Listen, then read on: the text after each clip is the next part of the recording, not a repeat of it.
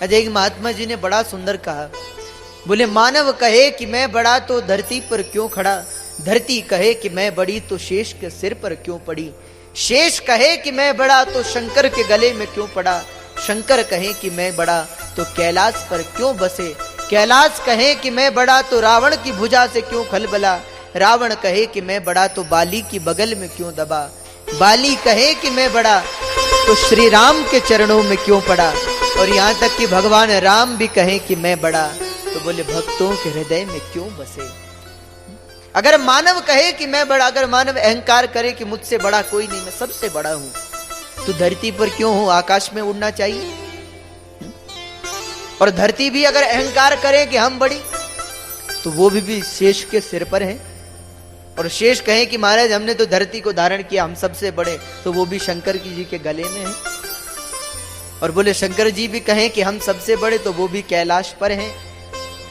कैलाश भी कहे कि सबसे बड़े हम हैं, तो कैलाश भी, एक बार रावण ने उठाया था ना कैलाश को, कहते एक बार रावण जो है वो शंकर जी से मिलने के लिए आया, और शंकर जी और पार्वती जी तो सत्संग कर रहे थे, शंकर जी कथा सुना रहे थे, पार्वती जी कथा सुन रही थी, कि अचानक क्या देखते हैं कि कैलाश कांप रहा है, सारा कैलाश हिल रहा है। तो पार्वती जी ने कहा कि महाराज ये कैलाश हिल क्यों रहा है। शंकर जी बोले हमारा शिष्य आया है। बोले शिष्य आया है, इससे कैलाश का क्या मतलब।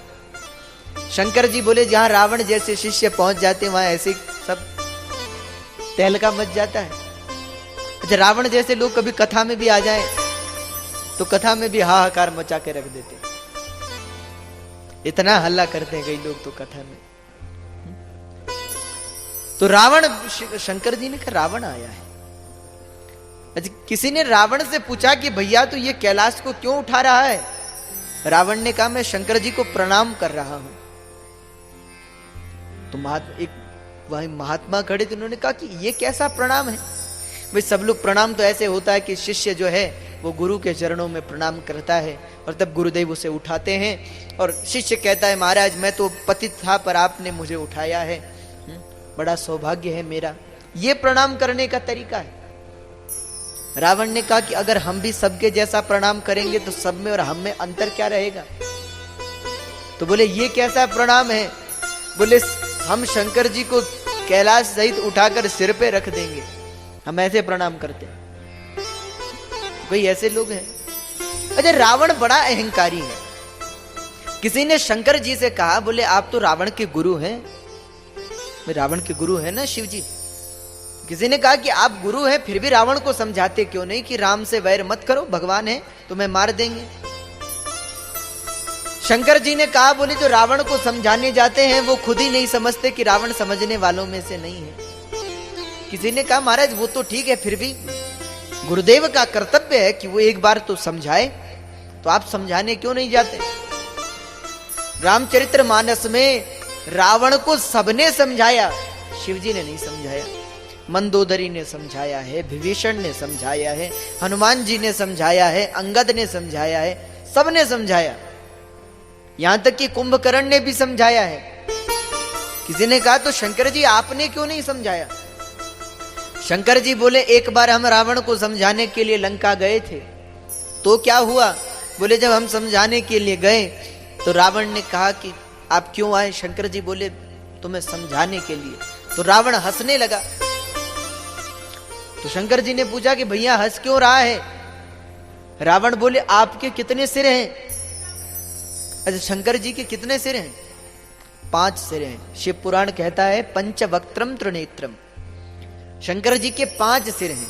तो रावण ने कहा आपके कितने सिर हैं। शंकर जी बोले 5। रावण ने कहा तो हमारे कितने हैं। शंकर जी ने कहा 10। तो रावण ने कहा जब हम आपसे दुगने पहले ही हैं तो आप हमें क्या समझाओगे। भाई आपको कुछ समझना है तो हमारे पास आ जाओ, आप हमें क्या समझाओगे।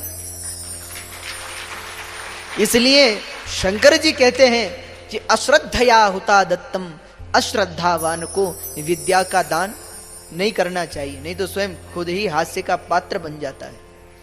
और भगवान गीता में कहते हैं श्रद्धावान लभते ज्ञानम, जिस व्यक्ति में श्रद्धा है उसे ही ज्ञान देना चाहिए। अच्छा, कभी आप कहीं ज्ञान लेने जाओ, किसी से कुछ पूछने जाओ, तो कई लोगों का तरीका बड़ा विचित्र होता है। कई लोग कहते हैं महाराज हमें कुछ पूछना है, जरा ऐसा बताइए इसका क्या उत्तर है। ये कोई तरीका थोड़े है पूछने का। भगवान कृष्ण गीता में कहते हैं कभी किसी से प्रश्न करना हो, कुछ पूछना हो तो कैसे पूछें, बोले तद विद्धि प्रणिपातेन परिप्रश्नेन सेवया। पहले प्रणाम करें, उसकी सेवा करें, जब वो संतुष्ट हो जाए तब उससे पूछें। इसलिए अगर कैलाश भी कहे कि मैं बड़ा तो रावण की भुजा से क्यों खलबला, और अगर रावण भी कहे कि मैं बड़ा तो बाली के बगल में क्यों दबा। 6 महीने तक बाली ने बगल में दबा कर रखा रावण को। और बाली भी कहे कि मैं बड़ा तो श्री राम के चरणों में क्यों पड़ा। अंतकाल में बाली भी राम जी के चरणों में पड़ा है। और भगवान राम भी कहे कि मैं बड़ा तो भक्तों के हृदय में क्यों बसे। इसलिए सूरदास जी ने कहा है, एक बार सूरदास जी के सामने भगवान प्रकट हुए। सूरदास जी चल रहे थे, आंखों से दिखाई तो देता नहीं था, तो सामने कुआं आया, अब दिखाई देता नहीं था, कुएं में गिरने वाले थे कि भगवान प्रकट हो गए। अब भगवान प्रकट हो गए तो भगवान ने हाथ पकड़कर खींचा, बोले महाराज इधर कहां जाते हो, इधर कुआं है, गिर जाओगे। तो सूरदास जी ने कहा कि आप कौन हैं। तो भगवान बोले मैं छोटा सा बालक हूं, इधर खेल रहा था, मैंने आपको देखा। तो जैसे ही सूरदास जी ने कहा कि अच्छा है, तो बालक बोला महाराज मैं आपको घर तक छोड़कर आता हूं। तो सूरदास जी ने कहा छोड़ दो। तो हाथ पकड़ लिया उस बालक का, और भगवान का हाथ पकड़ के सूरदास जी चलने लगे।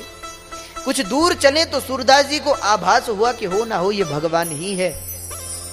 तो कहते हैं सूरदास जी ने भगवान का हाथ जोर से पकड़ लिया, कस के पकड़ लिया, और भगवान से बोले मैं पहचान गया आप ही भगवान हैं। भगवान ने जैसे ही बल लगाया तो सूरदास जी के हाथ से भगवान का हाथ छूट गया। तब सूरदास जी कहते हैं, बोले बाह छुड़ाए जात हो निबल जान के मोहे, और हृदय से जब जाओगे तो मृद बखानो को। सूरदास जी की पद है। सूरदास जी कहते हैं हाथ छुड़ाकर तो भाग सकते हो पर हृदय से नहीं भाग सकते।